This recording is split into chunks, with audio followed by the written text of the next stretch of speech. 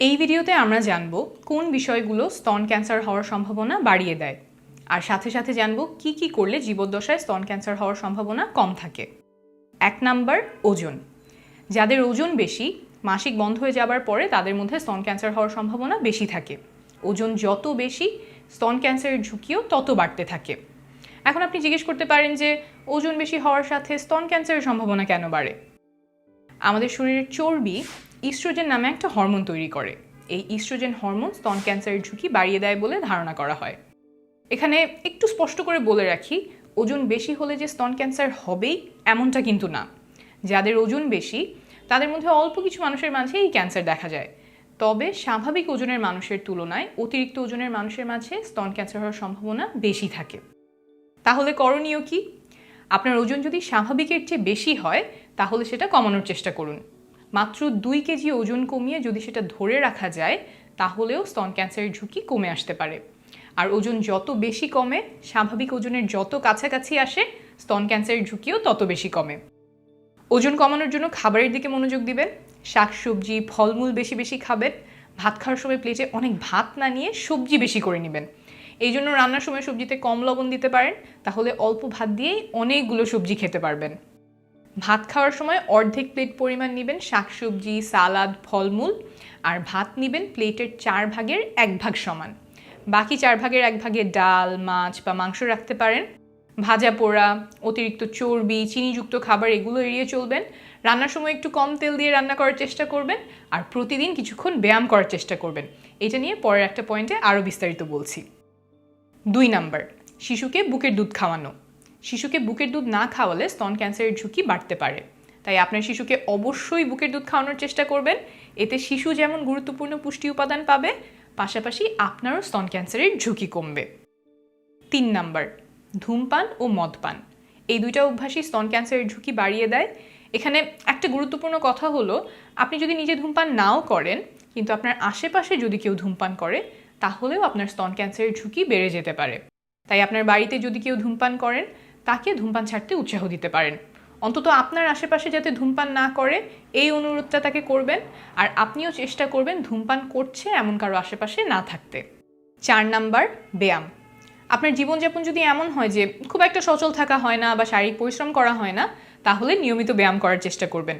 নিয়মিত ব্যায়াম করার মাধ্যমে স্তন ক্যান্সারের ঝুঁকি অনেকাংশে কমিয়ে আনা যায়। যারা ব্যায়াম করেন না তাদের স্তন ক্যান্সার হওয়ার ঝুঁকি বেশি থাকে। কি কি ব্যায়াম করতে পারেন? হাঁটা খুব ভালো একটা ব্যায়াম। হাঁটার সময় দ্রুত হাঁটার চেষ্টা করবেন। অল্প করেই শুরু করেন, দিনে 10 মিনিট করে হাঁটা শুরু করলেন, তারপর সেটা আস্তে আস্তে 20 মিনিট, আধা ঘন্টা এমন করে বাড়াবেন। পুকুরে সাঁতার কাটতে পারেন। সপ্তাহে সব মিলিয়ে কমপক্ষে 2.5 ঘন্টা থেকে 5 ঘন্টা মাঝারি ধরনের ব্যায়াম করার চেষ্টা করবেন। 5 নাম্বার, জন্মবিরতিকরণ পদ্ধতি। কিছু জন্মবিরতিকরণ পদ্ধতি ব্যবহার করলে স্তন ক্যান্সারের ঝুঁকি সামান্য বাড়তে পারে, যেমন কম্বাইন্ড পিল। এই পিল খাওয়া বন্ধ করলে স্তন ক্যান্সার হওয়ার ঝুঁকি সময়ের সাথে সাথে কমে আসে। এই পিল আবার অন্যান্য কিছু ক্যান্সারের সম্ভাবনা কমাতে পারে, যেমন জরায়ু ক্যান্সার, ডিম্বাশয়ের ক্যান্সারের সম্ভাবনা কমাতে পারে। তাই এই উপকার আর ক্ষতির সম্ভাবনা মিলিয়ে আপনার জন্য কোন জন্মবিরতিকরণ পদ্ধতি নিরাপদ হবে সেইটা নিকটস্থ স্বাস্থ্যকেন্দ্রে ডাক্তারের সাথে আলোচনা করে নেবেন। এর সাথে সম্পর্কিত আরেকটা বিষয় হচ্ছে, মাসিক বন্ধ হওয়ার পরে শারীরিক বিভিন্ন অসুবিধার জন্য ডাক্তার আপনাকে এক ধরনের চিকিৎসা দিতে পারেন, যার নাম কম্বাইন্ড হরমোন রিপ্লেসমেন্ট থেরাপি বা সংক্ষেপে কম্বাইন্ড HRT।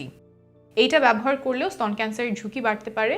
ঝুঁকি কতটা বাড়বে সেটা নির্ভর করে কত সময় ধরে ব্যবহার করা হচ্ছে, এবং এটা ব্যবহার বন্ধ করার পরেও ঝুঁকি কমে আসে। এই ক্ষেত্রেও ডাক্তারের সাথে উপকার আর ক্ষতির ব্যাপারে আলোচনা করে নেবেন।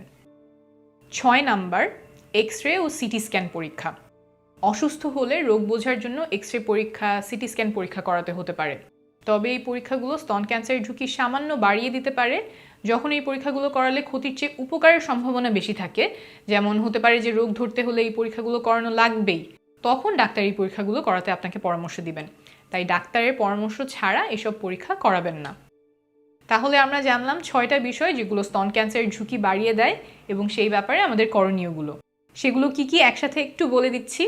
অতিরিক্ত ওজন কমিয়ে ফেলা, সন্তানকে বুকের দুধ খাওয়ানো, ধূমপান মদপান থেকে দূরে থাকা এবং আশেপাশে কেউ ধূমপান করলে সেই জায়গা থেকে সরে আসা, নিয়মিত ব্যায়াম করা, জন্মবিরতিকরণ পদ্ধতি নিয়ে ডাক্তারের সাথে আলাপ করে নেওয়া, এবং ডাক্তারের পরামর্শ ছাড়া এক্স-রে বা সিটি স্ক্যান পরীক্ষা না করানো। এই বিষয়গুলো ছাড়াও আরও কিছু জিনিস আছে যা স্তন ক্যান্সারের ঝুঁকি বাড়ায়। কিন্তু এর প্রায় সবগুলোই আমাদের নিয়ন্ত্রণের বাইরে, এগুলো নিয়ে খুব বেশি কিছু করার নাই। যেমন বয়স বাড়ার সাথে সাথে স্তন ক্যান্সারের ঝুঁকি বাড়তে থাকে, কিন্তু বয়সকে তো আর আটকে রাখা যাবে না, সময়ের নিয়মে বয়স বাড়বেই। আবার পরিবারের কারো যদি স্তন ক্যান্সার হয়ে থাকে, যেমন মা, বোন বা মেয়ে, তাহলে স্তন ক্যান্সার হওয়ার সম্ভাবনা বাড়ে। আরেক ধরনের ক্যান্সার, যেটাকে বলে ওভারিয়ান ক্যান্সার বা ডিম্বাশয়ের ক্যান্সার, এটাও যদি পরিবারে কারো হয় তাহলে স্তন ক্যান্সার হওয়ার সম্ভাবনা বাড়ে। স্তনের ঘনত্ব বেশি হলে স্তন ক্যান্সার হওয়ার সম্ভাবনা বাড়ে। যাদের একবার স্তন ক্যান্সার হয়েছে তাদের আবারও স্তন ক্যান্সার হওয়ার সম্ভাবনা থাকে। কারো যদি অল্প বয়সে মাসিক শুরু হয় বা দেরি করে বেশি বয়সে মাসিক বন্ধ হয়, কখনো সন্তান না হয় বা বয়স 30 হওয়ার পরে প্রথম গর্ভধারণ হয়, তখনও স্তন ক্যান্সারের ঝুঁকি কিছুটা বাড়ে। স্তন ক্যান্সার ছাড়াও স্তনের অন্যান্য কিছু রোগ ক্যান্সার হওয়ার সম্ভাবনা বাড়িয়ে দিতে পারে। যেমন এটিপিক্যাল হাইপারপ্লেসিয়া নামে একটা রোগ আছে যা ক্যান্সার হওয়ার ঝুঁকি বাড়াতে পারে। কোনো রোগের কারণে যদি 30 বছর বয়সের আগে বুকে রেডিওথেরাপির মাধ্যমে চিকিৎসা নেওয়া লাগে, তখনও স্তন ক্যান্সারের ঝুঁকি তুলনামূলকভাবে বেড়ে যায়। তাহলে স্তন ক্যান্সারের সম্ভাবনা বাড়ায় এমন বিষয়গুলো আমাদের জানা হয়ে গেল। এর পাশাপাশি স্তন ক্যান্সারের লক্ষণগুলো জানা থাকা প্রয়োজন এবং নিয়মিত নিজে নিজে বাসায় বসে স্তন পরীক্ষা করা প্রয়োজন, যাতে কোনো পরিবর্তন আসলে আপনি খুব তাড়াতাড়ি এগুলো ধরে ফেলতে পারেন। আর আপনার বয়স 35-এর বেশি হলে বছরে অন্তত একবার ডাক্তারের কাছে গিয়ে স্তন পরীক্ষা করাবেন।